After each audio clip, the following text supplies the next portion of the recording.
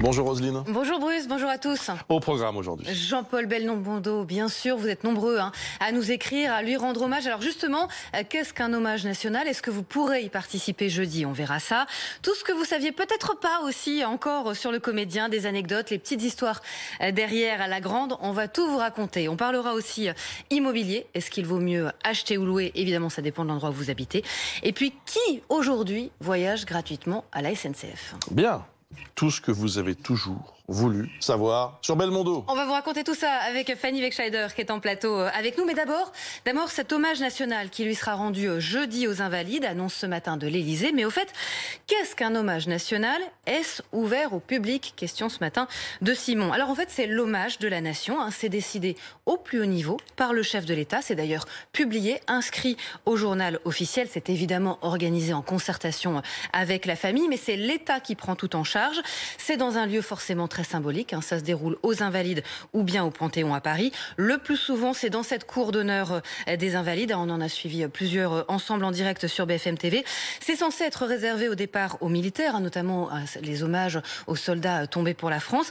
Mais des personnalités politiques, des personnalités civiles y sont honorées également. D'ailleurs, les premières, ça a été les victimes du Bataclan. Alors évidemment, c'est une cérémonie extrêmement codifiée. On revoit ces images. Le chef de l'État qui passe en revue les troupes, qui prononce l'éloge funèbre. C'est extrêmement solennel. C'est pour ça d'ailleurs, c'est une question aussi qui est arrivée ce matin. Pourquoi est-ce que Johnny n'avait pas eu d'hommage national?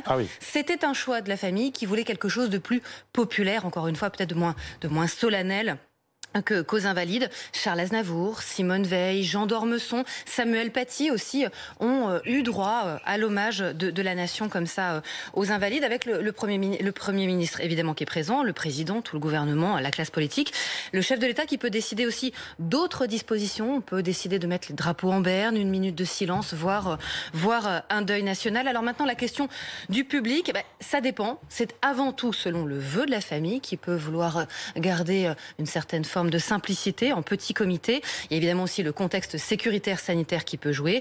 Il y a des quotas. En tout cas, des écrans géants très souvent sont installés sur l'esplanade des Invalides devant. Et puis, il y a cette arrivée. On peut former aussi une haie d'honneur. C'est la tradition des vétérans, notamment sur le pont Alexandre III. Donc voilà, venez si vous en avez envie. Ça ne sera pas forcément à l'intérieur, mais ce sera aussi un hommage. Bien. Le quiz Bébel. Oui, parce que ce matin, vous allez voir, vous ne savez pas tout. Pas forcément tout sur Jean-Paul Belmondo. Question d'abord de Mathieu. D'où lui venait ce fameux surnom de Bébel? Fanny, c'est pas lié à son nom. Et non, Bébel, Belmondo, ça ressemble, mais non. On aurait pu faire le rapprochement assez facilement. Ça va un peu plus loin que ça en effet, puisque ça vient de l'admiration profonde qu'avait Jean-Paul Belmondo pour Jean Gabin. Et lorsqu'il était encore apprenti au Conservatoire national supérieur d'art dramatique, Jean-Paul Belmondo portait toujours ce même vieux pull élimé, et ce qui lui valait les moqueries de ses camarades de l'époque, notamment Jean-Pierre Mariel, Jean Rochefort ou encore Bruno Kremer, qui le surnommaient à l'époque Pépel Vasca. Qui était Pépel Vasca? Eh bien, c'était un des personnages interprétés donc par Jean Gabin dans ce film Les Bas-fonds, qui donc revêtait dans le film des habits de voleur. Il était un peu mal fringué, et c'est de là qu'est venu donc ce surnom de Pépel initialement. Son vieux pull moche fatigué. Exactement, ça vient de là. C'était donc Pépel. Pépel est devenu Bébel, tout simplement à cause d'une faute de frappe. Tout simplement, bêtement comme ça. Et dans une interview à Paris Match en 2017, d'ailleurs, Jean-Paul Belmondo déclarait « J'étais fier qu'on puisse me comparer d'une façon ou d'une autre à Gabin », les deux stars qui avaient fini tout de même par jouer ensemble en 62 dans Un singe en hiver. Est-il vrai que Belmondo aurait pu avoir une carrière de sportif?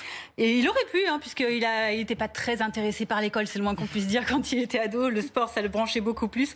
En 2013, il déclarait d'ailleurs à Paris Match qu'à 15 ans, après avoir écouté à la radio une victoire de Marcel Cerdan, il n'avait qu'une seule idée en tête, c'était faire de la boxe. C'est comme ça qu'il a commencé, au niveau amateur, et puis de manière un peu plus fugace au niveau professionnel, bilan une dizaine de petits combats, 4 à 6 victoires selon les sources. Une carrière donc plutôt anecdotique, mais quand même, pour lui, il le disait, pour boxer, il faut avoir faim et avoir la haine. Ce n'était pas mon cas. Donc exit la boxe, on passe au foot, l'autre passion de Jean-Paul Belmondo. Au lycée, il était d'ailleurs gardien de but, et c'est sur un terrain qu'il rencontre ensuite Daniel Echter, le futur couturier. À l'époque, Jean-Paul Belmondo jouait dans une équipe dénommée les Polymusclés. Et Daniel Echter, qui est devenu, on le sait après, l'un des présidents emblématiques du Paris Saint-Germain dans les années 70. Et c'est donc grâce à lui que Belmondo est devenu l'un des membres fondateurs du club parisien. Il a mis des sous, d'ailleurs. Il a mis des sous, un gros investisseur. Il est même devenu vice-président du PSG à une certaine époque. Et il racontait aux Parisiens en 2018 avoir toujours revendiqué d'être supporter, même si son agenda, petit à petit, l'a écarté des fonctions de direction et d'investissement. Il est resté fan de la première heure, moins sous l'ère qatari, du foot business qu'il critiquait pas mal. Il préfère, par exemple, un Pelé, un Neymar ou encore un Mbappé qui gagne beaucoup trop d'argent pour lui. Ce qui l'a un peu éloigné, d'ailleurs, des carrés VIP du Parc des Princes, où on l'a pourtant beaucoup vu à une certaine époque. Il a plutôt fini ensuite du côté de Roland Garros, on va dire. Et vous parliez de la boxe. Est-ce que c'est comme ça qu'il s'est cassé le nez, demande Laurence? Alors c'est vrai que le ring, ça a certainement pas aidé, mais de tout ce qu'on a lu comme information ce matin, c'était beaucoup plus ancien. Ça remontait visiblement à la cour d'école. Et surtout, c'est le service militaire. Il s'était endormi, figurez-vous, pendant une garde. Et un gradé l'avait réveillé à coups de fusil dans le pif. Donc voilà qui lui a donné cette gueule cassée qui a été un peu compliquée d'ailleurs à assumer à ses débuts, puisqu'on lui disait avec une tête pareille, tu tiendras jamais une femme dans tes bras. Bon, bah voilà. Vous avez vu la suite. L'inverse. Voilà, exactement. Question de Sacha maintenant. Est-ce que Jean-Paul Belmondo a inspiré la BD? Oui, et justement, par rapport à ce fameux nez cassé, ça a été l'une des sources d'inspiration, cette gueule cassée de Jean-Paul Belmondo, qui a notamment servi à dessiner les traits de Blueberry, le lieutenant né en 1963 sous le trait de Jean Giraud, alias Moebius. D'ailleurs, il y a un album de Blueberry qui s'appelle Nez cassé, en référence donc directement à l'acteur. Et pour Moebius, eh bien, emprunter les traits de Belmondo pour son lieutenant, c'était, je cite, un manifeste un peu déguisé, une façon de se relier à la dimension tragique, révolutionnaire, transgressive que Belmondo endossait avec son physique, sa façon de jouer et ses choix de metteur en scène.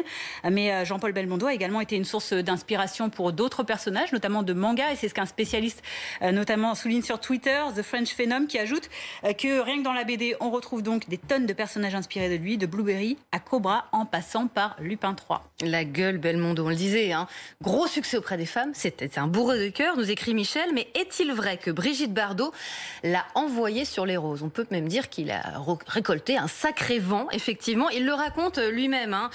Il s'y était pas forcément pris de la meilleure façon. En fait, ils faisaient un bout d'essai ensemble. Et il raconte, je lui pelotais les seins une fois, 2 fois, 3 fois, 4 fois. Eh ben, ça n'a pas marché. Grosse surprise. Après ça, il a quand même admis qu'il peut-être été un peu trop direct. Voilà, on peut, on peut le formuler comme ça. Autre meurtre, quoi. Non, je ris. Très subtil. Je ris parce que cette anecdote aujourd'hui, c'est tellement pas l'époque. Ah non. Là, on aurait beaucoup de mal à entendre ça. On ne prendrait pas. Bon, ça marchait quand même déjà pas à l'époque. Il n'a pas eu de procès, mais ça marchait pas déjà. Voilà. Bien.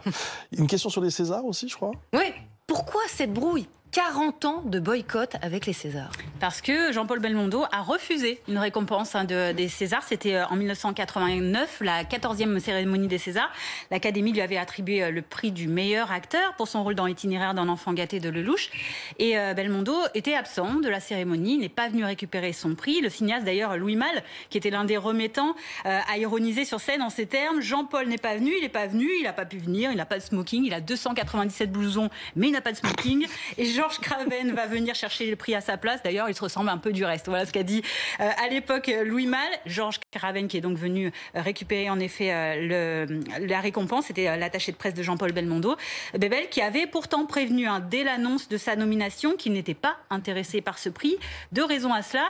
Tout d'abord, il était un peu échaudé par le rejet de la profession quand il était encore étudiant. Trop de cascades, pas assez de jeux. Exactement. La comédie française est assez snob à son égard et donc il n'appréciait pas trop. Pour lui, le seul jury qui vaille, c'était le jury populaire et non pas les professionnels. Deuxième raison, c'est un différent avec César, le sculpteur qui est compresseur, qui est à l'origine de cette récompense.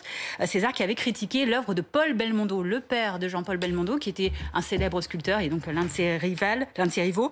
Et au JDD, Jean-Paul Belmondo avait d'ailleurs déclaré « Ils ne font pas le même métier. L'un était sculpteur, on comprend le père, l'autre était compresseur, César. » Georges Craven était le patron des Césars. Exactement. Ancien attaché de presse, mais aussi patron était devenu patron des Césars. Pour finir, une dernière anecdote. C'est Samy qui voudrait savoir si Jean-Paul Belmondo avait un rituel avant une prise pour se détendre.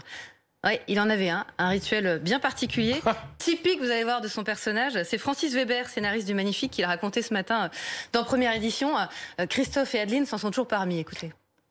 Il était comme certains acteurs, Depardieu entre autres, qui devaient péter avant de jouer. Alors, C'était tout à coup une rafale de paix. Tout le monde attendait. Et après, tout à coup, il entrait dans le rôle. C'était fantastique. Mais donc, il ne mettait pas les gens mal à l'aise. Hein. C'est bizarre de trouver son inspiration dans de l'expiration à ce point-là, mais bon, c'est la vie. Hein. C'est le plus bel hommage. Franchement, je crois qu'on ne fera pas mieux. Non, mais on cherche depuis hier qui a fait la meilleure. Sérieusement, dans tous les hommages qu'on a, c'est le côté simplicité, vrai, et le Belmondo qu'on peut tous connaître. Voilà. Belmondo aérien, du coup. Bien. Je vous laisse disserter. Et vous embarquer. Non, pas du tout, pas du tout.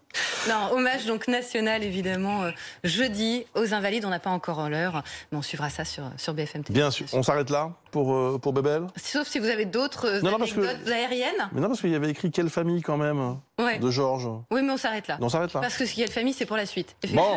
En gardant. Merci beaucoup aussi à Fanny.